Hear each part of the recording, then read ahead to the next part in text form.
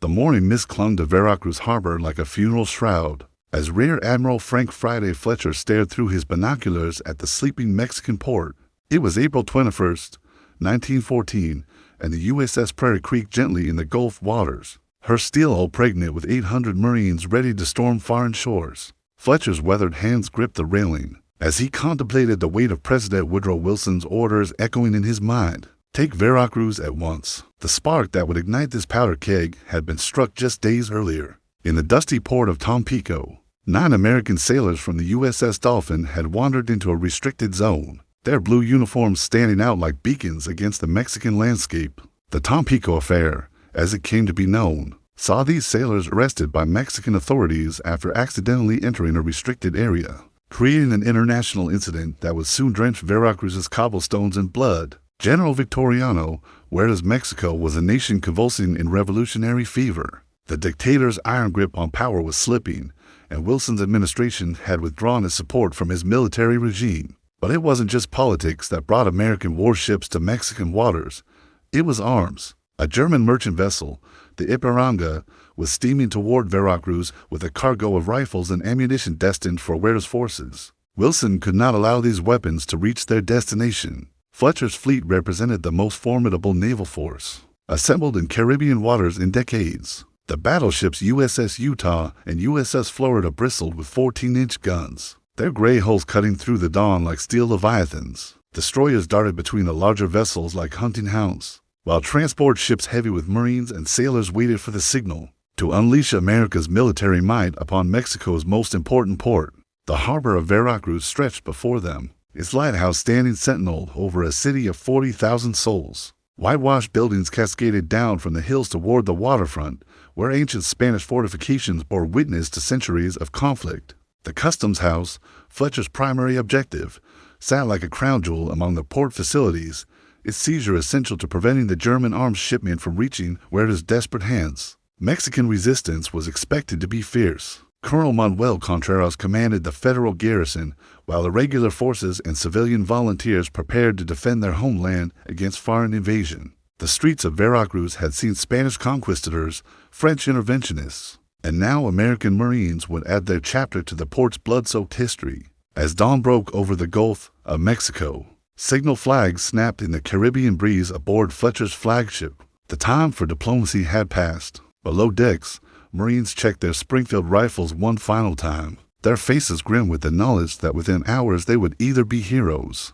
or corpses floating in Veracruz harbor. The daring port seizure was about to begin. The landing boats cut through the choppy waters of Veracruz harbor, like arrows loosed from a giant's bow. Ships slipped into the harbor under cover of night, deploying landing parties that would strengthen the forces ashore and lead to the swift capture of the city, according to Naval History Archives. Colonel Wendell Cushing Neville stood at the prow of the lead boat, his marine dress blues replaced by field khaki, his eyes fixed on the Mexican shore where muzzle flashes already began to wink. Like deadly fireflies, 800 Marines from the 2nd Regiment stormed ashore at Pier 4, their boots splashing through the surf as Mexican rifle fire crackled from the custom house windows. The sound of Mauser bullets whining overhead mixed with the shouts of Semper Fi as leathernecks charged across the wooden docks. Neville's men moved with the precision of a Swiss watch, each squad knowing its objective as they spread through the port like a rising tide. The USS Prairie's naval guns thundered their support, sending shells screaming over the Marines' heads to explode among the Mexican defensive positions. Smoke and flame erupted from buildings along the waterfront as American firepower began to tell. But the Mexicans were far from finished. Federal troops under Colonel Contreras had turned every street corner into a fortress, every building into a sniper's nest. Private William Thompson of Charlie Company felt a bullet tug at his sleeve as he sprinted toward the customs house. The 19-year-old from Ohio had joined the corps to see the world, but nothing had prepared him for the hell of urban combat in a foreign port. Mexican civilians fled screaming through the streets as rifle fire echoed off stone walls, turning Veracruz into a deadly maze where death lurked behind every window. The Naval Academy Chapel at Veracruz became a focal point of fierce fighting, as Mexican defenders used its thick walls for cover. Marines under Captain Edward Osterman stormed the building in a bayonet charge that would become legendary in Corps history. The clash of steel on steel rang out as American and Mexican forces met in hand-to-hand combat among the pews. transforming the holy ground into a battlefield soaked with blood from both nations. Admiral Fletcher watched the battle unfold from his flagship's bridge, restraining his impulse to unleash the full fury of his battleship's 14-inch guns upon the city. His humanity shone through even in the heat of combat. The old sailor knew that every shell could claim innocent lives, and he limited his naval gunfire to military targets despite the desperate pleas from Marines ashore for more fire support.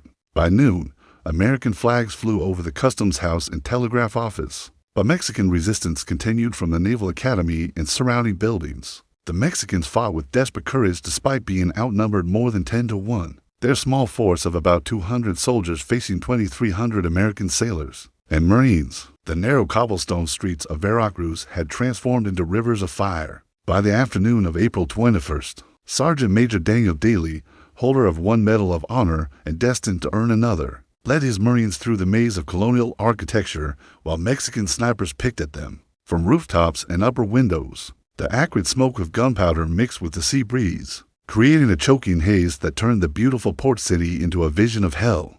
Captain George Thorpe's company had seized the railroad station after a vicious firefight that left the platform littered with brass cartridge cases and crimson stains. His men now fought house by house toward the Naval Academy, where the heaviest Mexican resistance continued to pour devastating rifle fire into the American ranks. Every doorway could hide death. Every shuttered window might conceal a Mauser rifle aimed at American hearts. The Mexican defenders fought with the fury of men protecting their homeland. Lieutenant Jose Azueta of the Mexican Navy had rallied civilian volunteers and naval cadets into a formidable fighting force that made the Americans pay for every yard of ground. From the Academy's towers, his men commanded sweeping fields of fire across the city's main avenues, forcing the Marines to advance through narrow alleyways where progress was measured in feet rather than blocks. The Philadelphia native had enlisted seeking adventure, but the reality of combat in Veracruz's urban labyrinth was proving far more terrifying than any adventure story.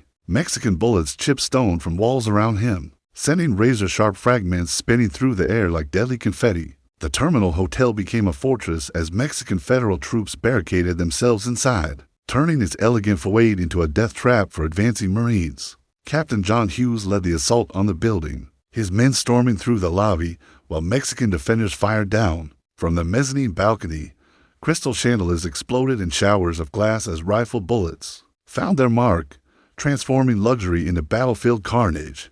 Colonel Neville established his command post in the seized customs house, where maps of Veracruz spread across tables still stained with the blood of the morning's fighting. Reports flooded in from across the city, the post office secured, the telegraph station taken. But the Naval Academy still holding out against repeated Marine assaults. American casualties were mounting, with stretcher bearers carrying wounded leathernecks back to the beachhead, where Navy medical personnel waited with morphine and surgical instruments. As evening shadows began to lengthen across the Gulf, the sound of gunfire gradually diminished to sporadic shots echoing off stone walls. The fierce fighting had already claimed 19 American lives with 170 Mexicans killed.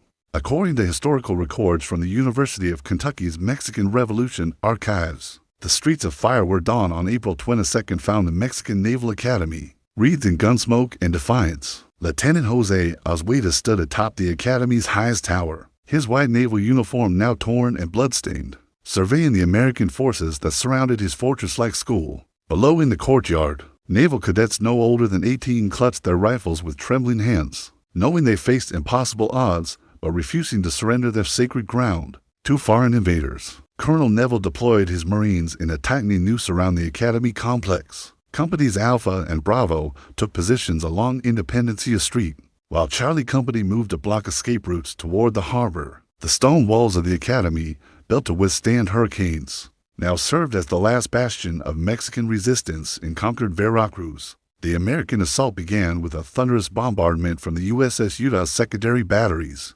5-inch shells screamed overhead to explode against the Academy's walls, sending chunks of masonry cascading into the courtyard, where Mexican defenders huddled in whatever shelter they could find. The ancient stones, witnesses to centuries of history, now crumbled under the impact of American naval might. Captain Edward Greene led the frontal assault through the Academy's main gate, his Marines advancing under cover of rifle fire from positioned sharpshooters. The Mexican cadets fought like cornered lions, their young voices raised in defiant shouts of Viva Mexico.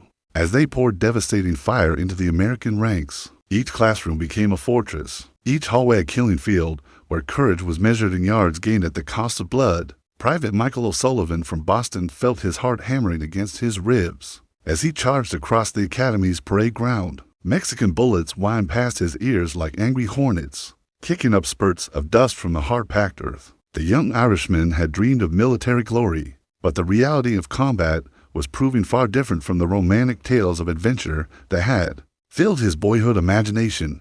Inside the academy's library, a desperate last stand unfolded among the leather-bound volumes and academic trophies. Mexican cadets had barricaded themselves behind overturned tables, using textbooks on naval warfare as improvised shields, while they fought against the very principles those books contained. The irony was lost on no one. Students of war had become its practitioners in the most literal and tragic sense. His sacrifice inspired his cadets to fight even harder, their youthful faces set in grim determination as they sold their lives dearly for Mexico's honor. The academy that had trained them to serve their nation now became their tomb, its halls echoing with the final shots of a doomed but heroic defense. By noon, white flags appeared at the academy's windows, but the cost had been terrible. 19 American sailors and Marines were killed in the occupation. The academy's last stand was over, but its memory would burn in Mexican hearts for generations to come. General Frederick Funston arrived in Veracruz on April 26th aboard the transport ship Kilpatrick, his weathered face grim as he surveyed the conquered city from the harbor's edge. The diminutive general, veteran of the Philippine-American War, had been tasked with transforming a naval victory into a stable military occupation. His army regulars would replace Fletcher's sailors and Marines, bringing order to a city that seethed with resentment beneath its veneer of American control. The port that had once bustled with international commerce now resembled an armed camp. American sentries stood guard at every corner, their Springfield rifles gleaming in the Caribbean sun as they watched sullen Mexican civilians go about their daily business. The stars and stripes flew over public buildings that just days before had housed Mexican officials, a constant reminder to the population that their sovereignty had been temporarily surrendered to foreign bayonets. Captain William Rush established American headquarters in the governor's palace, its ornate Spanish colonial rooms now filled with filing cabinets and telegraph equipment. Maps of Veracruz covered the walls where portraits of Mexican heroes once hung, while uniformed clerks processed the endless paperwork that military occupation required. The business of governing a foreign city proved far more complex than the business of conquering it had been. The German steamer Ipiranga, the ship whose arms cargo had precipitated the American intervention, still sat offshore under the watchful eyes of Fletcher's fleet. President Wilson's diplomatic victory seemed complete.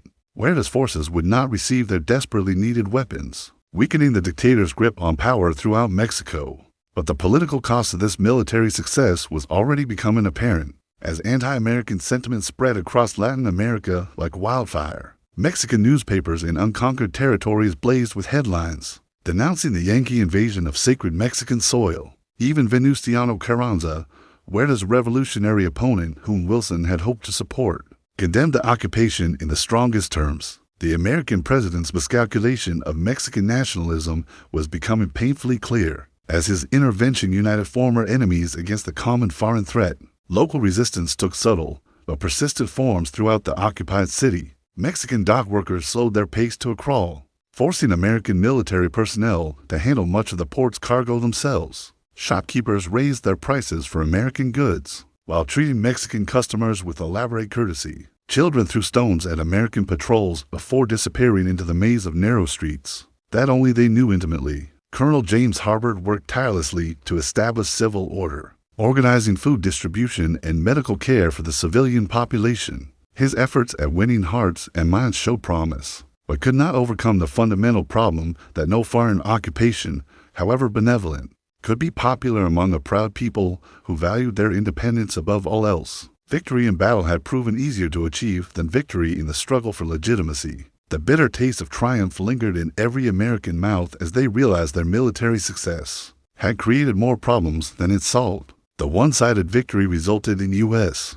troops occupying the city for 6 months, but those months would prove long and difficult, as the occupying force struggled to justify their presence to both Mexican civilians and an increasingly skeptical American public back home. The sultry June heat of 1914 pressed down upon Veracruz like a suffocating blanket. as Colonel James Harbord walked his morning inspection through streets that remained defiant. Despite 2 months of American occupation, Mexican children scattered from his path like startled birds, their dark eyes holding a mixture of fear and hatred that spoke volumes about the failure of American efforts to win local hearts and minds. General Funston had transformed the military government into a model of efficiency, but efficiency could not purchase loyalty from a population that viewed every American uniform as a symbol of national humiliation. The port functioned smoothly under military control. Customs revenues flowed into American coffers, and public order was maintained through constant patrols. Yet beneath this veneer of normalcy, Veracruz simmered with resentment. The yellow fever season brought new challenges, as American medical officers worked desperately to prevent an epidemic that could decimate the occupying force. Navy doctors established quarantine procedures and sanitation programs that surpassed anything the city had known under Mexican rule. But their life-saving efforts were viewed with suspicion by locals who saw disease control as another form of foreign domination. Lieutenant Colonel Smedley Butler, the legendary Marine officer, commanded the military police force that maintained order in the occupied city. His men patrolled streets, where every building seemed to harbor potential assassins, where every friendly smile might mask revolutionary sympathies. Butler's iron discipline kept his Marines professional and restrained. But the psychological toll of policing a hostile population was becoming evident in their increasingly hollow eyes. The diplomatic situation grew more complex daily as President Wilson struggled to extricate American forces without appearing weak. European powers watched with cynical amusement as the idealistic American president discovered that military intervention was far easier to begin than to end. The Mexican government in exile demanded immediate withdrawal, while American business interests pressed for permanent occupation to protect their investments. Revolutionary leader Francisco Villa sent raiders to probe American defenses along the Veracruz perimeter, testing whether the occupying force had the stomach for a prolonged guerrilla campaign. His horsemen appeared like ghosts in the desert scrubland, striking at isolated outposts before melting back into the countryside that had sheltered Mexican fighters since the days of Spanish rule. Captain Edward Beach commanded the Naval Shore Patrol that secured the harbor against potential sabotage, his sailors maintaining constant vigilance against swimmers who might attempt to plant explosives on American ships. The paranoia of occupation infected every level of command as officers realized that even Mexican dock workers they had befriended might be gathering intelligence for revolutionary forces. The weight of occupation pressed heaviest upon the common soldiers and Marines, who had to face hostile stares and muttered curses every day while maintaining discipline and professionalism. These young Americans had enlisted to defend their country, not to serve as unwelcome policemen in a foreign port where their presence served only to inflame tensions that might take decades to heal. Their letters home spoke of homesickness and confusion about their mission's purpose. November's cool wind swept across Veracruz harbor as the last American transport ships prepared to evacuate the forces that had occupied Mexico's premier port for 7 long months. General Funston stood on the dock where his soldiers had first landed in April, watching Marines file up gangways with the measured step of veterans who had learned hard lessons about the limits of military power in achieving political objectives. The evacuation had been negotiated through complex diplomatic channels involving Argentina, Brazil, and Chile, the ABC powers who had mediated between the United States and Mexico throughout the crisis. President Wilson's decision to withdraw represented a tacit acknowledgement that his intervention had failed to achieve its broader objectives of bringing democracy to Mexico or eliminating the influence of European powers in the Western Hemisphere. Colonel Harbord supervised the transfer of government buildings back to Mexican control, each ceremony a small reminder of American failure to transform military victory into lasting political success. The governor's palace that had housed American administrators would soon echo again with Spanish voices as Mexican officials reclaimed their sovereignty over the strategic port city. The human cost of the intervention weighed heavily on American consciences as casualty lists were compiled for the final time. 22 Americans had been killed and 70 wounded during the occupation, while Mexican casualties had been far heavier among both military defenders and civilian victims of the fighting that had raged through Veracruz's streets in April. Local Mexican officials, who had collaborated with the American occupation, now faced uncertain futures as their countrymen prepared to settle accounts. Some boarded the evacuation ships as refugees, their decision to work with foreign occupiers making them pariahs in their own land. The moral complexity of military intervention extended far beyond the initial battlefield to encompass all those whose lives had been disrupted by the collision of nations. The lessons learned at Veracruz would influence American military thinking for generations to come. Staff officers compiled detailed reports on urban warfare tactics, logistics challenges, and civil affairs operations that would prove invaluable when American forces again found themselves occupying foreign territory in future conflicts.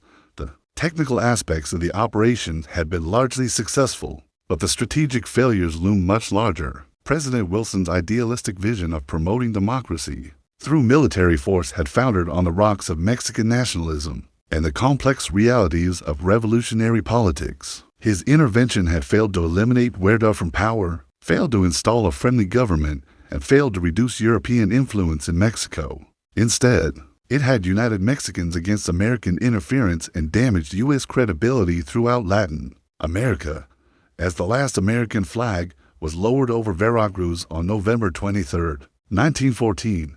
Both nations could reflect on the price of intervention. Mexico had preserved its sovereignty at tremendous cost in lives and property, while the United States had learned that military victory could not guarantee political success. The port that had witnessed so much bloodshed would soon resume its role as a gateway between nations, but the scars of 1914 would remain visible for years to come in the strained relations between two neighboring republics whose destinies remained forever intertwined. Across the Rio Grande, the Battle of Veracruz had ended not with triumph, but with a sobering recognition that force alone could never solve the complex problems that arose between nations. The Marines and sailors who had fought so bravely on foreign shores returned home with a deeper understanding of their country's place in the world and of the heavy responsibilities that came with American power on the global stage.